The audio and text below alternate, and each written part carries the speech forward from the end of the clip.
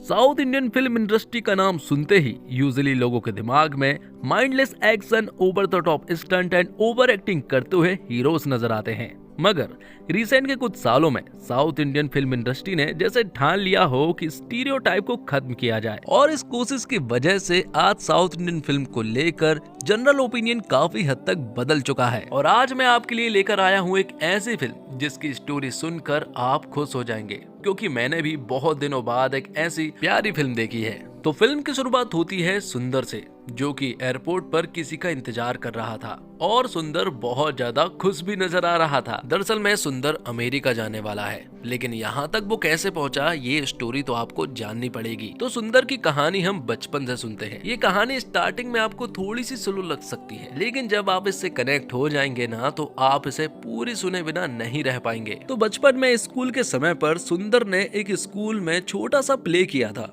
जिसमें वो जूते साफ करने वाला बना था। वो एक बड़े घर के बाहर जूते साफ करने वाला था। उस घर की लड़की यहाँ अपने पिता से कहती है कि आखिर ये बंदा जूते साफ क्यों कर रहा है, जबकि सभी को इस उम्र में तो पढ़ाई करनी चाहिए। और सुंदर के माता पिता भी इस शो को देख रहे होते हैं, और सुंदर अपने कैरेक्टर में पूरी तरह से डूबा हुआ था। तो सुंदर ने जूते साफ करने वाले का कैरेक्टर बहुत ही अच्छे से प्ले किया था। यहीं पर हम एक डायरेक्टर को देख पाते हैं जो कि सुंदर के रोल को देखकर बहुत ज्यादा खुश हुआ था। वो तुरंत ही सुंदर के माता पिता के पास आता है और कहता है कि अगले साल चिरंजीवी सर की एक पिक्चर रिलीज होने वाली है और उन्हें 3 चाइल्ड आर्टिस्ट की जरूरत है, और आपका लड़का बहुत ही ज्यादा टैलेंटेड है, इसलिए मैं चाहता हूँ कि ये भी चिरंजीवी सर की फिल्म में काम करे। सुंदर की माँ तो बहुत खुश थी, लेकिन सुंदर के पिता थोड़े से कंफ्यूज नजर आ रहे थे। इसलिए सुंदर के पिता अपनी माँ मतलब कि सुंदर की दादी से बात करते हैं। वो घर में डिस्कशन करते हैं कि आखिर सुंदर को वहाँ नहीं जाना चाहिए, उसे रोल भी मिला है तो एक जूते पॉलिश करने वाला ही मिला होगा। लेकिन सुंदर की माँ दादी को समझाती है कि सुंदर को चिरंजीवी सर की फिल्म में काम करने का मौका मिला है, यही बहुत बड़ी बात है, इसलिए हमें तो उसे जाने देना चाहिए। सुंदर तो अपने घर की ये सारी बातें सुनकर ही बहुत खुश था। साथ ही हमें एक बात और मालूम चलती है कि चिरंजीवी सर की फिल्म की शूटिंग अमेरिका में होने वाली है, इसलिए सुंदर को भी अमेरिका भेजा जाना था। तो अमेरिका जाने की सारी तैयारियां हो चुकी थी, और सुंदर ने पूरे शहर को बता दिया था कि चिरंजीवी सर के साथ वो काम करने वाला है। तभी सुंदर के पिता सुंदर की माँ के पास गुस्से में आते हैं और उससे कहते हैं कि देखो वही हुआ जो कि मैं नहीं चाहता था। जो डायरेक्टर है ना, उसे पुलिस ने पकड़ लिया है फ्रॉड के केस में, क्योंकि वो बच्चों को इसी तरह से अगवा करता है और मुंबई की फुटपाथ पर पैसे कमाने के लिए छोड़ देता है। ये सुनकर सुंदर का दिल टूट जाता है। सारे बच्चे उसका मजाक उड़ाने लगते हैं। और अब बात रही सुंदर के पिता की, तो सुंदर के पिता ना ही सुंदर की माँ से कोई एडवाइस मांगते हैं और ना ही सुंदर की जिद को पूरी करते हैं। तो अब सुंदर के सारे दोस्तों के पास साइकिल है, लेकिन सुंदर के पास ही साइकिल नहीं है, इसलिए वो अपने पिता से साइकिल लाने के लिए कहता है। लेकिन सुंदर के पिता उसके लिए एक लेडी साइकिल लेकर आ जाते हैं। अब कहीं ना कहीं सुंदर के पिता को ऐसा लगने लगा था कि शायद सुंदर नॉर्मल नहीं है, इसलिए जगराव नाम के एक पंडित को उसकी कुंडली दिखाई जाती है। जब पंडित सुंदर की कुंडली को देखता है तो उसकी कुंडली में दोष ही दोष थे, जिसके बाद तो हवन पर हवन, हवन पर हवन होते गए, यहाँ तक कि उसका मुंडन भी करा दिया गया और उसके कमरे की दीवार पर तथास्तु भगवान की फोटो लगा दी गई, ताकि सुंदर जो भी बोले वो सच हो जाए। जब ये बात सुंदर को मालूम चली कि ऐसा भी हो सकता है, तो वो तथास्तु भगवान के सामने मैं अमेरिका जाऊंगा, मैं अमेरिका जाऊंगा, मैं अमेरिका जाऊंगा बोलने लगा। लेकिन जगराव पंडित यहाँ पर सुंदर को बताते हैं कि 30 साल तक वो अमेरिका नहीं जा सकता है। ये सुनकर तो यहाँ सुंदर का दिमाग ही खराब होने लगा कि आखिर मैंने जगराव का क्या बिगाड़ा है। धीरे धीरे करके सुंदर बड़ा होता गया, लेकिन अभी भी उनके घर के ये हवन नहीं रुक रहे। सुंदर एक ब्राह्मण परिवार का है, उनके लाइफ में बहुत प्रॉब्लम्स है, लेकिन फिलहाल तो उसकी प्रॉब्लम्स ये हवन है जो कि रुक ही नहीं रहे हैं। अब कहानी कुछ साल आगे शिफ्ट हो जाती है, जहां पर कि सुंदर ने तो पूरी प्लानिंग कर ली है कि उसे तो अमेरिका जाना ही है। दरअसल में सुंदर जो है वो एक बिलबोर्ड कंपनी में काम करता है। वहां पर उसका बॉस भी है जो कि उस पर ज्यादा भरोसा नहीं करता है, इसलिए सुंदर ने सौम्या का सहारा लिया। सौम्या बहुत ही इंटेलिजेंट है और बॉस की बहुत लाडली भी, इसलिए अमेरिका तो सौम्या ही जाने वाली थी। लेकिन सुंदर को भी बहुत अच्छे से मालूम है कि अगर मैंने सौम्या को मना लिया तो उसकी जगह पर मैं जा सकता हूँ। सौम्या तो मान गई थी, लेकिन सौम्या को ये जानना था कि आखिर ये सब कुछ कैसे होगा। तो यहाँ सुंदर उसे बताता है कि ये सब कुछ झूठ से होगा, तुम्हें बस वही झूठ बोलना होगा जो कि मैं तुम्हें बताऊंगा, और ये सारे झूठ तुम्हें बॉस से बोलना होगा। सौम्या वहाँ बॉस से जाकर बोल देती है कि उसके भाई की शादी टूट गई है, उसकी दादी की डेथ हो गई है और नानी की तबीयत खराब रहती है, तो मुझे उनके पास रहकर उनका ख्याल रखना है। ये सारी बात यहाँ सौम्या ने बॉस को बता दी थी। लेकिन अब बात आती है कि सुंदर अपनी फैमिली वालों को कैसे मनाएगा। सुंदर ने जैसे तैसे सारी बातें बोल दी थी, लेकिन यहाँ सुंदर के पिता नहीं मान रहे थे, क्योंकि जगराव पंडित ने 30 साल से पहले सुंदर को अमेरिका भेजने से साफ मना किया है। लेकिन सुंदर ने जगराव पंडित के पास कॉल किया और कहा कि मैं तुम्हारी लड़की को भगा ले जाऊंगा और 2 दिन में ही शादी कर लूंगा, उसके साथ वो सब कुछ करूंगा और फिर वापस आपके घर छोड़ दूंगा। जिस वजह से जगराव पंडित को भी मानना पड़ता है, जिस वजह से अब सुंदर के पिता भी यहाँ सुंदर को अमेरिका भेजने के लिए मान गए थे। दरअसल में सुंदर ने सौम्या को अपनी सारी प्रॉब्लम्स के बारे में बता दिया था, लेकिन सौम्या का कहना यह था कि इतना सारा झूठ बोलना शायद सही नहीं होगा। लेकिन सुंदर कहता है कि ये सब कुछ झूठी तो है, ये कोई सच थोड़ी ना होने वाला है। जिसके बाद कहानी फिर से फ्लैशबैक में बचपन में जाती है, उसी प्ले में, जहाँ पर की कहानी इस बार सुंदर की नहीं बल्कि लीला की है। लीला भी उसी प्ले में मौजूद थी, जो कि बड़े घर की बेटी थी। उसने भी कमाल की एक्टिंग की थी, लेकिन उसे कोई एप्रिसिएशन नहीं मिली। अखबार में अगले दिन सुंदर का नाम आता है, लेकिन लीला का नहीं। स्कूल में भी डांस कंपटीशन में सारे बच्चों को सिलेक्ट किया जाता है, लेकिन लीला को नहीं। ये देखकर लीला को बहुत बुरा लगा। लीला के पिता उसे समझाते हैं, जो कि क्रिश्चियन हैं, और वो ऐसे क्रिश्चियन हैं कि वो किसी और जाति धर्म पर विश्वास तक नहीं करते हैं। यहाँ तक कि दूसरे धर्म वालों का वो खाना भी नहीं खाते हैं। वो इसलिए क्योंकि एक बार लीला के पिता की एक दूसरे धर्म वालों ने बेइज्जती कर दी थी, इसलिए अब उन्हें किसी के ऊपर भी भरोसा नहीं है। तो बचपन में लीला के टैलेंट को जब नहीं पहचाना जा रहा था, तो लीला ने बचपन में ही डिसाइड कर लिया था कि वो तो फोटोग्राफर बनेगी। वो बड़ी हो जाती है और वो एक अच्छी खासी फोटोग्राफर भी बन चुकी थी। जिसके कुछ महीनों के बाद हम देखते हैं कि लीला की एक बहन भी है जिसका नाम पुष्पा है, लेकिन उसे एक लड़का पसंद है।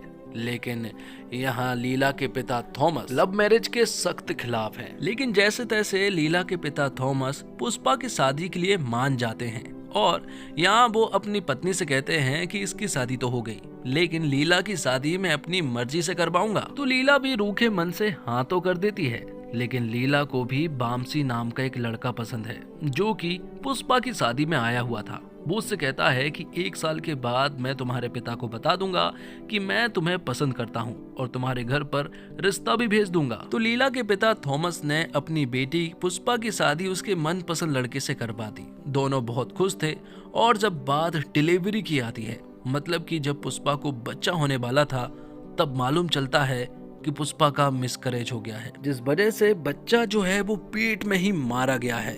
ये सुनकर पुष्पा का पति और उसके घर वाले यहाँ पुष्पा से नफरत करने लगते हैं, क्योंकि उनका मानना ये था कि पुष्पा ने अपना ठीक से ख्याल नहीं रखा।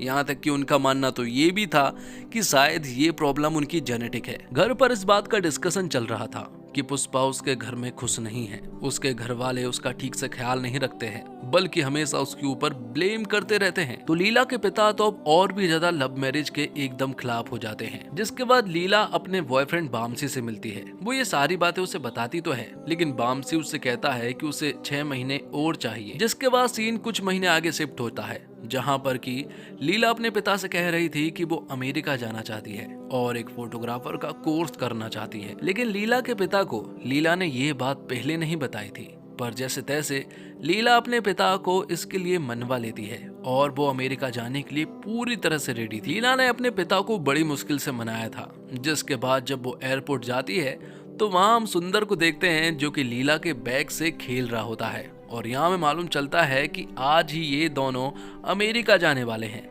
दोनों एक दूसरे को पहले से ही जानते हैं, और दोनों यहाँ तक कैसे पहुँचे, दोनों ने अमेरिका जाने का फैसला कैसे लिया, ये स्टोरी अब मैं आपको बताता हूँ। कहानी जाती है अब थोड़ी पास्ट में, जहाँ पर कि सुंदर के बॉस जो है वो सुंदर से कहते हैं कि एक बिलबोर्ड के लिए तुम्हें फोटो खिंचवाने के लिए रेडी रहना होगा। लेकिन सुंदर कहता है कि वो फोटो नहीं खिंचवाने वाला, और ऐसे बोर्ड पर तुम टांग दोगे जिसका एडवर्टाइजमेंट ठीक भी नहीं होता है। और उसे फोटोग्राफर से तो सख्त नफरत है। वो उनसे 1 घंटा लेता है और कहानी को फिर से पास्ट में ले जाता है, बिल्कुल बचपन में। वो बताता है कि बचपन में मेरी एक दोस्त हुआ करती थी लीला।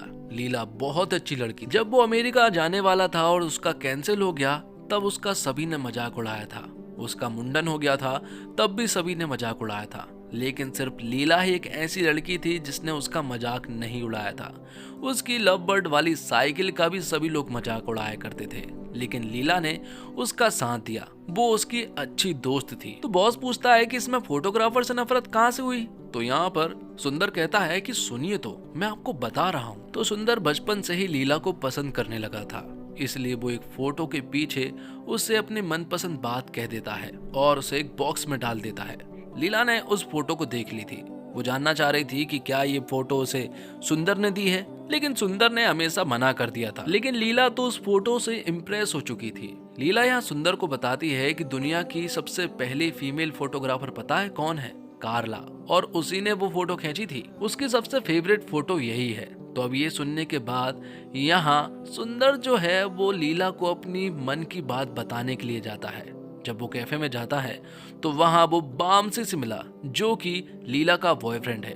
ये देखने के बाद तो सुंदर को बहुत बुरा लगा। जब वो घर वापस आ रहा था तो उसका एक्सीडेंट हो गया और तब से वो लीला को भूल गया और तभी से उसे फोटोग्राफर से सख्त नफरत है। बॉस कहता है कि कहानी बहुत ही अच्छी थी, लेकिन फिर भी बिलबोर्ड्स के लिए तो तुझे ही फोटो खिंचानी पड़ेगी। वो बिलबोर्ड्स दरअसल में एक सुपरमैन का होने वाला था। वो पूरी तरह से रेडी भी था और जब यहाँ फोटोग्राफर आता है तो वो पूरी तरह से हैरान था, क्योंकि फोटोग्राफर कोई और नहीं बल्कि लीला होती है। लीला यहाँ पर सुंदर को देखकर बहुत खुश हुई कि आखिर वो इतने दिनों से कहाँ गायब हो गया था। तो काम करने के बाद वो दोनों बात करते हैं। यहाँ सुंदर लीला से बामसी के बारे में पूछता है कि आखिर वो कैसा है, तुम्हारा बॉयफ्रेंड था ना?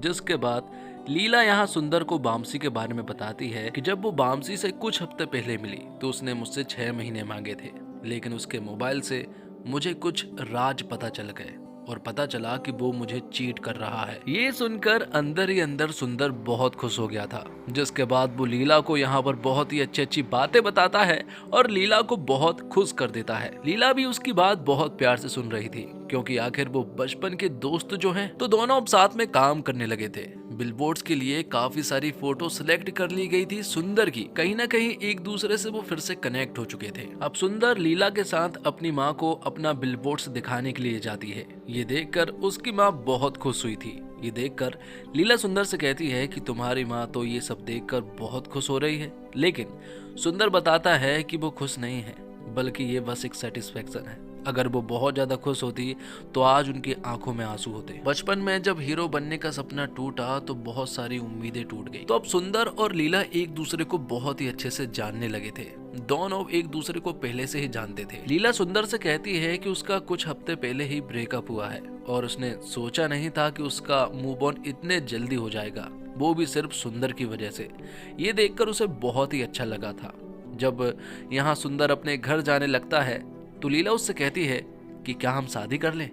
ये सुनकर सुंदर बहुत ही ज्यादा खुश हुआ था, क्योंकि वो तो बचपन से ही लीला को पसंद करता आ रहा था। लेकिन ये इतना आसान नहीं होने वाला था, क्योंकि सुंदर जो है वो हिंदू ब्राह्मण है, तो वहीं लीला जो है वो एक क्रिश्चियन है और दोनों की फैमिली वाले दूसरे धर्म वालों को बिल्कुल नहीं मानते हैं। और यहाँ लीला के पिता दूसरे धर्म तो छोड़ो, लव मैरिज करना भी पाप है और सुंदर के घर पर दूसरे धर्म में शादी करना एक बहुत ही बड़ा पाप है। आखिर ये सब कुछ वो कैसे करने वाले हैं उन्हें समझ नहीं आ रहा था। इसलिए सुंदर डिसाइड करता है कि एक बार हम इनडायरेक्टली अपने परिवार वालों को बताने की कोशिश करते हैं। सुंदर यहाँ दादी से पूछता है कि मेरा एक दोस्त है, वो हिंदू है और उसे एक क्रिश्चियन लड़की पसंद आ गई है, तो क्या उसके घर वाले उसे एक्सेप्ट करेंगे? ये सुनकर दादी कहती है कि मैं उसकी टांग तोड़ दूंगी और तेरी भी टांग तोड़ दूंगी अगर तूने उसे अपने घर लेकर आया तो। दूसरी तरफ लीला ने अपने पिता को एक छोटी सी रेसिपी ला कर दी, जो कि ब्राह्मण में एक फेमस रेसिपी मानी जाती है, लेकिन इसे उसके पिता नहीं खाते हैं। यहाँ तक कि दिवाली का आने वाला प्रसाद भी वो एक्सेप्ट नहीं करते हैं। ये सारी चीजें देखते हुए सुंदर और लीला समझ चुके थे कि प्रॉब्लम तो बहुत बड़ी होने वाली है। आखिर उनकी शादी कैसे होगी, यही दोनों सोच रहे थे। तभी यहाँ सुंदर के दिमाग में एक बहुत ही टूटा फूटा आइडिया आता है, लेकिन उसे तो ऐसा लग रहा था जैसे उसने एक मास्टर प्लान बना लिया हो और ये एक जेम्स बॉन्ड वाला आइडिया हो। सुंदर यहाँ लीला से कहता है कि हमें हमारे घर वालों को झूठ बोलना होगा और उन्हें जबरदस्ती एक्सेप्ट करना होगा।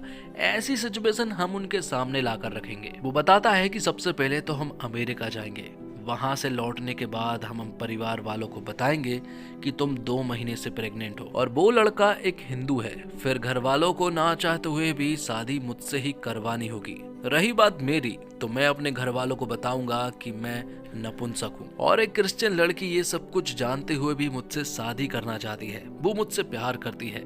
ये देखकर उन्हें भी झुकना ही पड़ेगा। रही बात रिपोर्ट्स की, तो नकली रिपोर्ट्स भी मैं आराम से बना लूंगा। तो ये सब कुछ था, जिसके बाद कहानी प्रेजेंट में आ जाती है जब दोनों अमेरिका के लिए निकल गए थे। अमेरिका में वो थोड़ा एंजॉय करते हैं। वो उस बीच पर जाकर एंगेजमेंट करने वाले थे जिस बीच की फोटो कार्ला ने खींची थी और सुंदर ने लीला को गिफ्ट की थी। लेकिन वहां पहुंचने के बाद यहाँ सुंदर और लीला को मालूम चलता है कि वो तो क्लोज हो चुका है। जिसके बाद वो एक जगह पर बैठते हैं और डिसाइड करते हैं कि अपने अपने घर वालों को जो झूठ उन्होंने तैयार किया है वो बताने का समय आ गया है।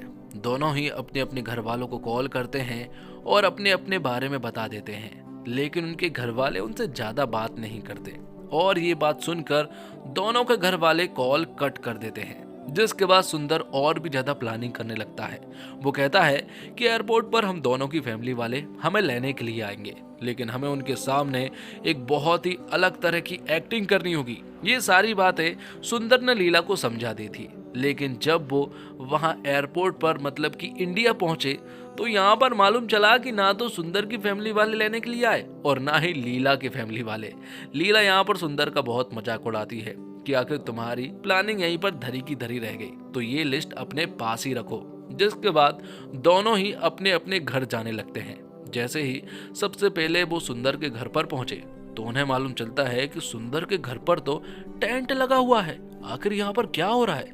शायद सुंदर को ऐसा लगा था कि उसकी दादी गुजर गई है, लेकिन वहां पहुंचकर पता चला कि ऐसा कुछ नहीं है। लेकिन इस हड़बड़ी में दोनों के बैग एक्सचेंज हो गए थे। मतलब कि लीला का बैग सुंदर के पास और सुंदर का बैग लीला के पास। लीला तुरंत ही सुंदर के पास कॉल करती है और बैग वापस लाने के लिए कहती है। लेकिन तभी सुंदर की माँ सुंदर से कहती है कि तुम्हारे पिता कहीं बाहर गए हैं और वो जल्द ही घर आकर ये सारी बातें सभी को बताने वाले हैं कि तुम्हारी प्रॉब्लम क्या है। ये सुनने के बाद सुंदर को गुस्सा आ जाता है कि आखिर वो ऐसा क्यों करना चाहते हैं। दूसरी तरफ हम देखते हैं कि लीला की माँ जो है वो लीला को बुरी तरह से मार रही थी, उन्हें बुरी तरह से चिल्ला रही थी। लीला से वो कहती है कि तुम्हें एक बार और फिर से चेकअप करना होगा। अभी तुम्हें किट लेकर बाथरूम में जाना है और तुम्हें चेक करना है। ये एक बड़ी प्रॉब्लम थी। इसलिए यहाँ लीला तुरंत ही सुंदर के पास कॉल करती है और उसे बताती है कि मेरी माँ मेरा फिर से टेस्ट करने के लिए कह रही है। लेकिन वहाँ सुंदर के लिए तो एक बहुत बड़ी प्रॉब्लम सामने ही थी, क्योंकि उसके पिता कहीं बाहर है। इससे पहले कि वो घर आए उसे उन्हें ढूंढना होगा और उन्हें रोकना होगा। लेकिन मालूम चलता है कि सुंदर के पिता तो जैसे ही सुंदर अपने घर से निकला था वो तुरंत ही घर आ गए थे। इसलिए वो अब सभी को जब बताने ही वाले थे कि तभी सुंदर की माँ सुंदर के पास कॉल करके बता देती है कि उसके पिता घर पर आ गए हैं। ये सुनने के बाद सुंदर तुरंत ही घर की तरफ निकलता है। लेकिन यहाँ सुंदर ने लीला को एक ट्रिक बता दी थी। माउंटेन ड्यू की कुछ बूंदे जो है वो उस किट में डाल देना, जिससे कि रिजल्ट पॉजिटिव आएगा। तो वही सुंदर के पिता जब सभी को सारी चीजें बताने ही वाले थे कि सुंदर की माँ यहाँ सुंदर के पिता से कहती है कि सुंदर का एक्सीडेंट हो गया है, ताकि वो ये सारी बातें किसी को भी ना बताए। लेकिन तभी यहाँ पर हम लीला के बैग को देखते हैं जो कि खुल गया था और उसके कुछ कपड़े भी बाहर निकल आए थे। साथ ही सुंदर और लीला की कुछ फोटोज भी बाहर आ चुकी थी। ये देखकर सुंदर के पिता हैरान थे। तो भाई मालूम चलता है कि सुंदर का सचमुच ही एक्सीडेंट हो गया था और वो बुरी तरह से घायल हो गया है। यहाँ सुंदर के पिता सुंदर को बुरी तरह से चिल्ला रहे थे कि आखिर वो लड़की कौन है। तुमने तो सिर्फ इतना बताया था कि तुम अब कोई काम के नहीं हो, लेकिन तुमने ये थोड़ी ना बताया था कि तुम एक लड़की के साथ भी हो। सुंदर के पिता से सुंदर कहता है कि मैंने ये सारी बातें फोन पर कही थी, लेकिन तब तक तुमने कॉल नीचे रख दिया था। सुंदर के पिता सुंदर से कहते हैं कि ये कोई बड़ी प्रॉब्लम नहीं है, हम तुम्हारा फिर से चेकअप करवाएंगे, इसका इलाज कहीं ना कहीं तो जरूर होगा। दूसरी तरफ हम लीला के पेरेंट्स को देख पाते हैं। लीला के पेरेंट्स को बात मालूम चल चुकी थी कि वो प्रेग्नेंट है, लेकिन अब वो सॉल्यूशन ढूंढ रहे थे कि आखिर हम एक ऐसा लड़का ढूंढे जो कि क्रिश्चियन हो। इसलिए वो जोसेफ नाम के एक बंदे को अपने घर बुलाते हैं। वो उन्हें सारी चीजें बता देते हैं कि लीला प्रेग्नेंट है। इसके बाद भी जोसेफ उससे शादी करने के लिए मान गया था। ये बात लीला सुंदर को बताती है। सुंदर कहता है कि कुछ ना कुछ तो जरूर करना ही होगा, इसलिए सुंदर जोसेफ से मिलने के लिए जाता है। लेकिन जोसेफ कहता है कि वो बहुत प्रैक्टिकल आदमी है, तुमने उससे प्यार किया और उसने भी तुमसे प्यार किया, लेकिन अब वो तुम्हें छोड़ चुकी है और उसे तो फ्री का एक बच्चा भी मिल रहा है, मतलब उसे मेहनत करने की भी कोई जरूरत नहीं है। तो भाई सुंदर के पिता ने सुंदर की हालत खराब कर दी थी, उसका इलाज करने में लगे हुए थे और इलाज हवन के द्वारा तो कहीं उल्टी सीधी एक्सरसाइज करवाने के द्वारा वो उसे बहुत सारी जड़ी बूटियां खिलाते हैं, बहुत सारा झाड़ फूक भी कराते हैं। जिसके बाद सुंदर फिर से जोसेफ से मिलता है। सुंदर जोसेफ से कहता है कि हम दोनों एक दूसरे से प्यार करते हैं, ये जानते हुए भी तुम मुझसे शादी करना चाहते हो। ये सुनकर जोसेफ सुंदर से कहता है कि लीला का पहले बामसी नाम का एक बॉयफ्रेंड था, उसके बाद तुम बने और अब वो तुम्हें भी भूल जाएगी, इसलिए अब उसका आगे का पति मैं ही होने वाला हूँ। तुम तो मुझे एक बजे बता दो कि आखिर लीला तुमसे शादी क्यों करेगी, आखिर वो तुमसे प्यार करती भी है या फिर नहीं। तो सुंदर यहाँ पर गुस्से गुस्से में जोसेफ से कह देता है कि लीला प्रेग्नेंट नहीं है, इसके बावजूद उसने मेरे लिए उसके घर पर झूठ बोला ताकि हम दोनों की शादी हो सके। अगले दिन जोसेफ यहाँ लीला के फैमिली वाले के पास आता है। उसे अब ये बात मालूम चल चुकी थी कि लीला प्रेग्नेंट नहीं है, इसलिए वो सभी के सामने लीला से कहता है कि क्या तुम प्रेग्नेंट हो, इसके लिए मुझे साबित करो और बाइबल पर हाथ रखकर कसम खाओ। ये देखकर यहाँ पर लीला के पिता को गुस्सा आ जाता है। वो कहते हैं कि लीला प्रेग्नेंट है ये जानते हुए भी तुम उससे शादी कर रहे हो, मतलब कि तुम उस पर भरोसा बिल्कुल भी नहीं करोगे और तुम उसका ठीक ढंग से ख्याल भी नहीं रख पाओगे, इसलिए ये शादी कैंसिल करते हैं। तो भाई सुंदर के पिता सुंदर के एक दोस्त से मिलते हैं जो कि डॉक्टर है और सुंदर ने ही ये मीटिंग फिक्स कराई थी। सुंदर का दोस्त यहाँ सुंदर के पिता को बता देता है कि तुम्हारा बेटा कोई काम का नहीं है और उसे बच्चे तो बिल्कुल भी नहीं हो सकते हैं। ये देखकर सुंदर के पिता बहुत रोए थे। ये चीजें सुंदर को बिल्कुल पसंद नहीं आई थी, क्योंकि जिंदगी में पहली बार सुंदर के पिता उसके सामने रोए थे और यही चीजें अब उसके दिमाग में भी चलने लगी थी। तो वहीं सुंदर के पिता अब शादी के लिए भी मान गए थे कि अब लड़का कोई काम का है नहीं, लड़की उससे प्यार करती है, इसलिए दोनों की शादी हो जानी चाहिए क्योंकि लड़की को भी कोई ऐतराज नहीं है। तो वहीं लीला के पिता भी शादी के लिए मान गए थे और अब वो शादी सुंदर से करवाना चाहते हैं, इसके लिए वो एक मीटिंग फिक्स करवाते हैं। लेकिन यहाँ पर सुंदर अपने पिता से कह देता है कि वो मेरी इस प्रॉब्लम के बारे में उनसे डिस्कस ना करे क्योंकि हमने इसके बारे में उन्हें नहीं बताया है, हम सही टाइम पर उन्हें बता देंगे। तो वहीं लीला ने भी अपने परिवार वालों को बता दिया था कि वो इस प्रॉब्लम के बारे में यहाँ सुंदर की फैमिली वालों से डिस्कस ना करे क्योंकि हमने उन्हें इस बारे में कुछ भी नहीं बताया है। दोनों की फैमिली वाले मिलते हैं और यहाँ लीला और सुंदर ये सारी बातें सुन रहे थे क्योंकि उन्होंने पुष्पा के पास कॉल कर दिया था। वो इस शादी के लिए पूरी तरह से रेडी हो चुके थे। तभी अचानक से सुंदर के पिता लीला की तारीफ करने लगते हैं कि आपकी लड़की कितनी अच्छी है, ऐसी लड़की तो पूरी सोसाइटी में नहीं मिल सकती, हम तो उस पर प्राउड फील करते हैं कि सभी को ऐसी ही लड़की होनी चाहिए। ये सुनकर सुंदर और लीला बहुत ही ज्यादा डर रहे थे कि कहीं उनकी पोल ना खुल जाए कि तभी पुष्पा को अचानक से पेन होने लगता है और यहाँ पर सुंदर की माँ उसका बहुत ही अच्छे से ख्याल रखती है जैसे कि मानो उसकी बेटी ही हो, और जो उसे दर्द हो रहा था वो दर्द वो पूरी तरह से कम कर देती है। सुंदर के पिता और लीला के पिता साथ में काम कर रहे थे। ये सारी चीजें जब सुंदर और लीला देखते हैं कि किस तरह से उसकी फैमिली वालों का ख्याल सुंदर की फैमिली वालों ने रखा है, ये देखकर उन्हें बहुत अच्छा लगा। अगले दिन लीला के पिता यहाँ सुंदर के पिता के पास कॉल करते हैं और उन्हें थैंक यू कहते हैं कि अगर आप नहीं होते तो पता नहीं हमारा क्या होता। वो उनसे कहते हैं कि ये शादी एकदम पक्की है, हम आपके घर आपसे मिलने के लिए अगले ही दिन आने वाले हैं। और यहाँ सुंदर के पिता भी सुंदर की शादी के लिए मान चुके थे क्योंकि उन्हें वो फैमिली बहुत अच्छी लगी थी। अगले दिन सुंदर के घर पर लीला की पूरी फैमिली वाले आते हैं। यहाँ पर वो बहुत ही अच्छे से सारी चीजें सुलझा लेते हैं और जो झूठ सुंदर और लीला ने बोला है वो अभी भी कायम है। इसके बारे में उनके परिवार वालों को कुछ भी नहीं मालूम है। कुछ ही दिनों के बाद पुष्पा को भी एक बेटा हो जाता है, मतलब कि खुशियाँ डबल हो चुकी थी। अब एक दिन लीला की माँ जब एक मॉल में थी तो यहाँ पर जोसेफ आता है। जोसेफ को तो सारी बातें मालूम है कि लीला प्रेग्नेंट नहीं है, इसलिए यहाँ पर जोसेफ लीला की माँ को सब कुछ बता देता है कि वो प्रेग्नेंट नहीं है, लेकिन लीला की माँ को यहाँ जोसेफ के ऊपर भरोसा नहीं था, इसलिए वो अपने पति के पास कॉल करती है, वो सारी चीजें बताती है। और अब लीला की माँ एक बार कंफर्म करना चाहती थी कि उनकी बेटी झूठ बोल रही है या फिर जोसेफ। इसलिए लीला की माँ लीला के पास जाती है और उससे कहती है कि हमें शॉपिंग करने चलना है, लेकिन शॉपिंग करने के बहाने वो लीला को हॉस्पिटल ले जाती है। दूसरी तरफ हम देखते हैं कि ऑफिस में सुंदर सौम्या के साथ था। सौम्या यहाँ पर सुंदर को कुछ ऐसी चीजें बताती है कि सुंदर पूरी तरह से हैरान रह जाता है। वो बताता है कि तुमने जो कुछ भी झूठ बोला था ना, वो सब कुछ सच हो गया है। मेरे भाई की शादी टूट गई है, मेरी दादी एक्सपायर हो गई है और नानी भी बीमार रहती है। ये सारी चीजें सुनकर सुंदर पूरी तरह से हैरान रह जाता है कि आखिर ये सब कुछ कैसे हो सकता है, ये तो बस झूठ बोला था। अब धीरे धीरे सुंदर को समझ आता है कि उसने जितने भी झूठ बोले हैं ना, वो सारे सच होने लगे हैं। इसलिए वो तुरंत ही दादी के पास जाता है और उनसे तथास्तु भगवान के बारे में पूछता है कि अगर कोई इंसान उनके सामने झूठ बोलता है तो क्या वो सचमुच सच हो जाता है।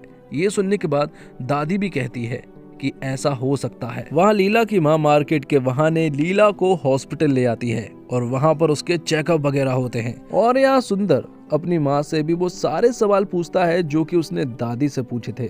तो सुंदर की माँ भी उसे जवाब देती है कि बार बार अगर कोई झूठ बोला जाए तो वो भी सच हो जाता है। ये बात तुम्हारे पिता भी जानते हैं। और जब उन्हें ये बात मालूम चली कि उन्होंने लीला के पिता से झूठ बोला है तो अब वो उन्हें सब कुछ सच बताने के लिए जा रहे हैं। ये सुनने के बाद सुंदर का दिमाग खराब हो जाता है। वो तुरंत ही अपने पिता के पास कॉल करता है और उनसे कहता है कि जो कुछ भी आप लीला के पिता को बताने वाले हैं वो ना बताएं, क्योंकि मैं उन्हें कुछ दूसरा सच बताने वाला हूँ। बस आप उन्हें ये सारी बात ना बताएं। इसलिए सुंदर के पिता लीला के पिता को कुछ भी नहीं बताते हैं। दूसरी तरफ लीला के सारे चेकअप हो गए थे और जब सुंदर ने लीला के पास कॉल किया तो यहाँ पर सुंदर को मालूम चलता है कि सारे टेस्ट पॉजिटिव आए हैं, मतलब कि लीला सचमुच प्रेग्नेंट हो चुकी थी।